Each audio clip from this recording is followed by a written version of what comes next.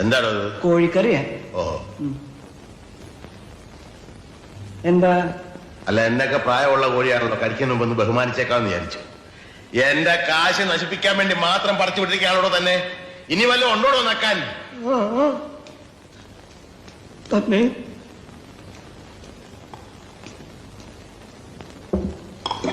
മീൻകറിയാ?